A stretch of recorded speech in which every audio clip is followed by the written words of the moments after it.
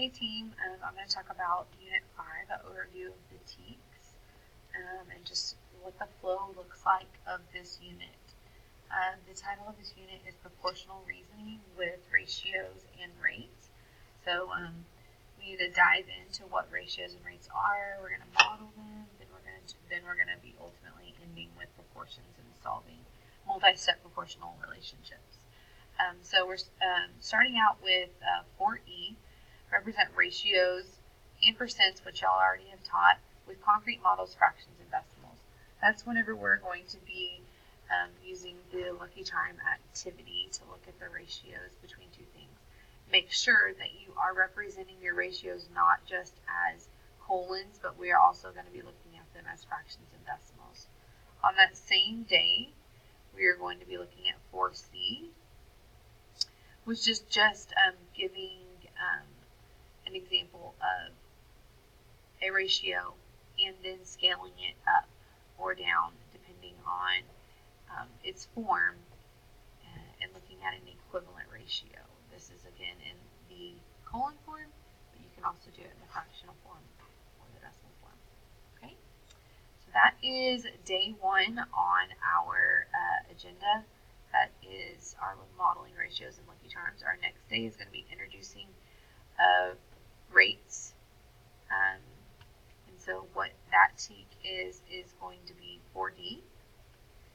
So 4D has been tested in math once, and it's in 2016, and basically giving you a rate and then asking you what the equivalent rate is. If you notice that they're focusing a lot on where the words go. Is it miles per resonant, or is it resonant per square mile? So that is one thing to notice here. And then they also gave it divided. If you divide these two, you get 22. So 22 is your correct answer. But then they also just gave the resonant as an answer choice and the square miles as an answer choice. So pretty basic understanding of what a rate is when you're dividing the two numbers. So that is day 2. Day 3 of this unit, we are diving into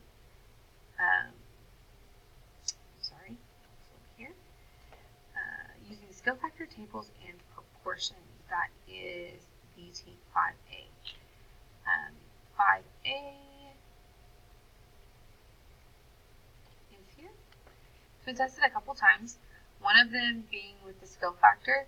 So it gives you a list of information, and then it says what factor did the number of viewers each day from the list from the first day to the 5th day. So what factor is this going up by? Your notes explicitly teach this. And then another way this can be used is looking at it in a table. So giving a ratio of information, then coming up with a table that shows that there are equivalent ratios. This TEK also includes this word graph.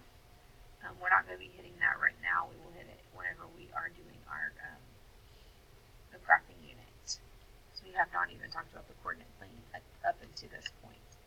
So this is going to be given just mathematical situations and then also given real world situations, giving rates and ratios, and then coming up with skill factors and tables right now. Okay, so that is our 5A. The next several days, we're going to be talking about 4B. So we're going to be hitting on 4B for 3 different days. 4B, we're just going to first jump into even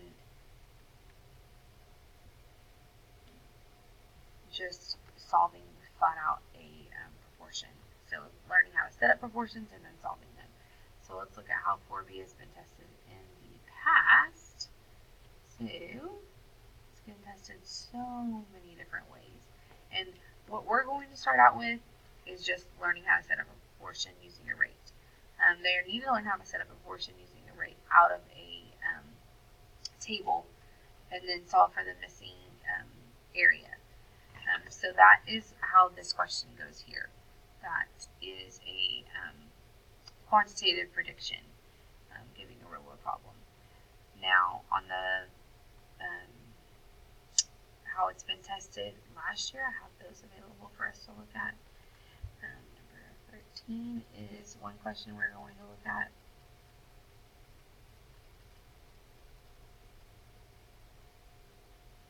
A straightforward ratio situation, and then it gives you the girls and it asks for the boys. Pretty basic, set up the proportion and solve.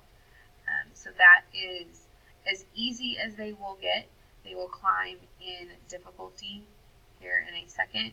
So setting a proportion and solving for the missing value, pretty basic using a rate and ratio.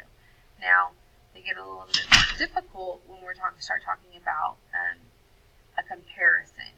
So this question right here is a commonly tested question, and it ends up being a comparison of two ratios in this situation. So they're going to have to decide which one is more greater than or less than. That is our quantitative or qualitative look at the two. They'll have to decide which one is greater, which one is less, based on, you can set a proportional look, you can look at common denominators. There's lots of different ways to look at this. Our next way to see this is it has been released. Looking just a straightforward set up proportion and solve for the missing number of grams of insects, and then solve a proportion with a missing number. And then this one is a little bit harder, where they're going to have to do some addition prior to setting up the proportion. It was tested one more time last year on number 34.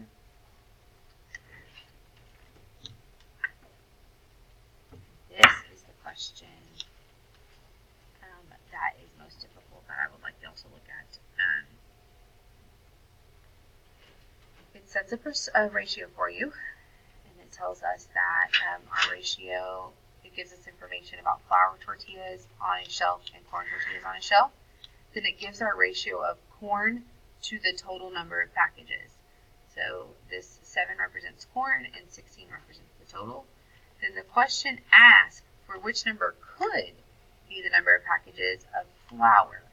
So it gives us a part in our whole, and then it's asking for the other part's possible multiples.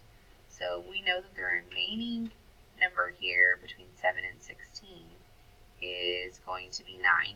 So then therefore tortillas have to be a multiple of 9. So our answer is 18.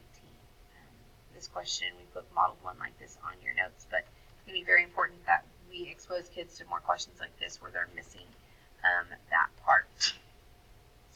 Okay, so that is that team that we have been on for now 3 days. If you notice, the first day we're just going to set them up and solving for missing values. The next day, start to apply it using a little bit more application, just doing proportions and predictions. And the last one is that comparison piece, which is a little bit harder. Our next TEK that is a readiness TEK that we're going to hit is measurement conversions, or H.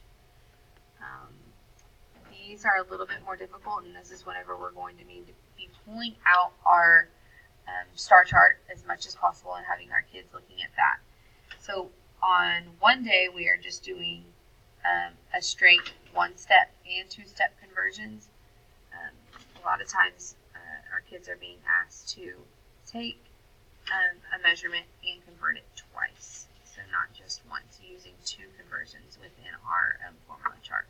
So this one is going ounces to pints. Example, going feet to yards.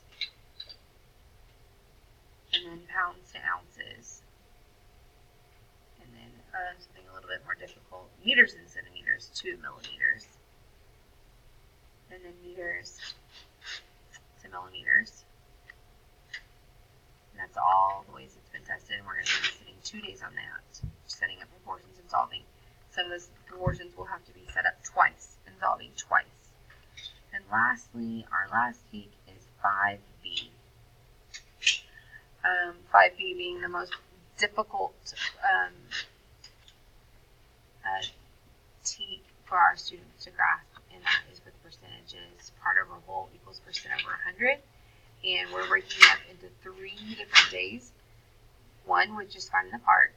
one with finding the percent, and then one with finding the whole, and the whole is the hardest tick. So here are some examples of the way it's been tested in the past. With this one, this gives you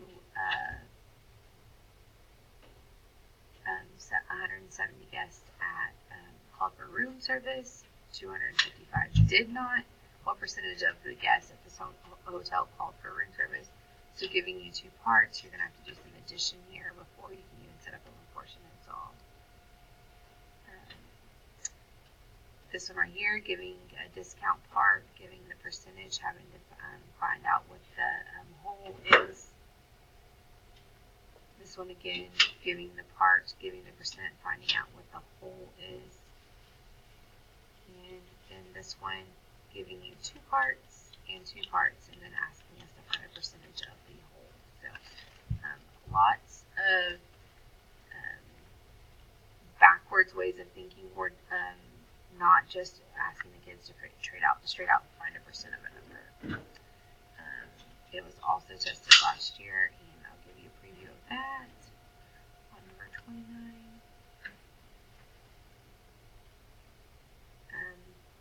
Asking 72% of the customers, and it is an open-ended question. There were 250 customers who bought gas. How many of these 250 customers made additional purchases? So this one is pretty straightforward. The answer is 180. All right, so that is an overview of Unit 5, and I hope that you feel